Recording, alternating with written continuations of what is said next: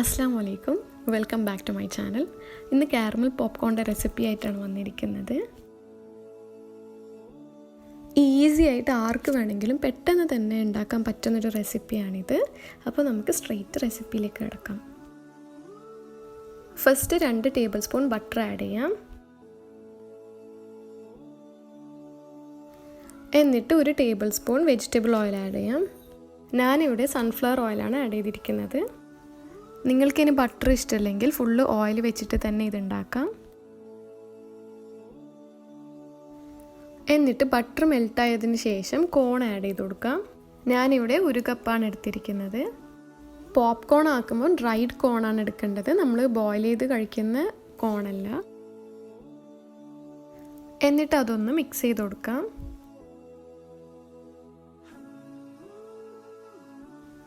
എന്നിട്ട് അത് കവർ ചെയ്ത് വെക്കാം. കുറച്ച് സമയം കഴിയുമ്പോൾ തന്നെ ഇതുപോലെ നിങ്ങൾക്ക് സൗണ്ട് കേൾക്കാൻ പറ്റും.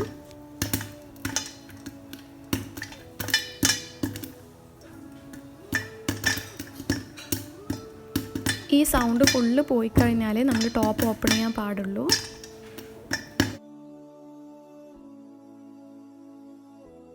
ഇനി കാരമൽ ഉണ്ടാക്കാം. 2 ടേബിൾ സ്പൂൺ ബട്ടർ ആഡ് ചെയ്യാം. എന്നിട്ട് 1 കപ്പ് ഷുഗർ ആഡ് ചെയ്യാം. എന്നിട്ട് അത് മിക്സ് ചെയ്യാം. ഇത് ലോ ഫ്ലെയിമിൽ മാത്രമേ ചെയ്യാൻ പാടുള്ളൂ, അല്ലെങ്കിൽ പെട്ടെന്ന് കരിഞ്ഞു പോകും.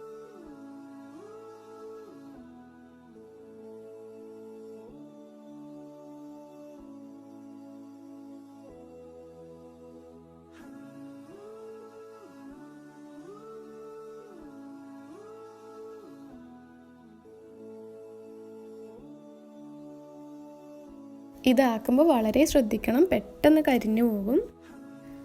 ഇങ്ങനെ ഒരു ലൈറ്റ് ബ്രൗൺ കളർ ആകുമ്പോൾ തന്നെ 1/4 ടീസ്പൂൺ ബേക്കിംഗ് സോഡ ആഡ് ചെയ്യാം.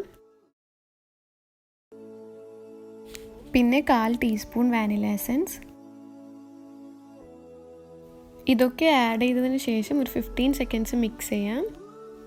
എന്നിട്ട് പോപ്കോൺ ഇതിലേക്ക് ആഡ് ചെയ്ത് ഒന്ന് മിക്സ് ചെയ്തെടുക്കാം. കാരമലായി കഴിഞ്ഞ പാടന്നെ ഇതിലേക്ക് പോപ്കോൺ ആഡ് ചെയ്ത് മിക്സ് ചെയ്യണം, അല്ലെങ്കിൽ കാരമൽ കട്ട പിടിക്കും. എല്ലാ സൈഡും കാരമലാകുന്ന വിധത്തിൽ തന്നെ മിക്സ് ചെയ്തെടുക്കണം.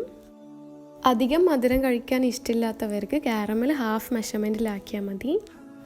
എന്നിട്ട് പോപ്കോണും ഹാഫ് ആഡ് ചെയ്തിട്ട് മിക്സ് ചെയ്താൽ മതി. എന്നിട്ട് ബാക്കി ഹാഫ് കാരമൽ ഇല്ലാതെ നോർമൽ പോപ്കോൺ ആയിട്ട് തന്നെ വെക്കാം. അപ്പോൾ അങ്ങനെ കഴിക്കുമ്പോൾ ടേസ്റ്റ് ബാലൻസ് ആയിക്കോളും.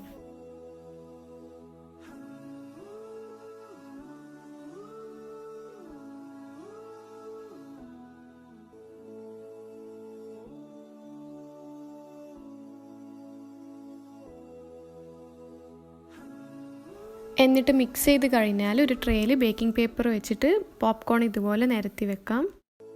ഒരു 10 മിനിറ്റ് ഇങ്ങനെ റെസ്റ്റ് ചെയ്യാൻ വെക്കണം.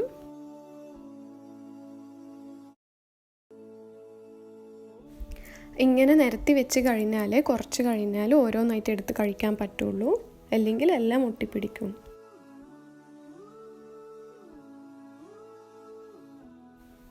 അപ്പോൾ ഈ വീഡിയോ എല്ലാവർക്കും ഇഷ്ടമായെന്ന് വിചാരിക്കുന്നു. ഇഷ്ടമായെങ്കിൽ ഒന്ന് ലൈക്ക് ചെയ്യണേ. എന്തെങ്കിലും ഫീഡ്ബാക്ക് ഉണ്ടെങ്കിൽ കമൻറ്റ് ബോക്സിൽ അറിയിക്കുക. ഇതുവരെ സബ്സ്ക്രൈബ് ചെയ്തില്ലെങ്കിൽ ഒന്ന് സബ്സ്ക്രൈബും ചെയ്യണേ. Thank you so much.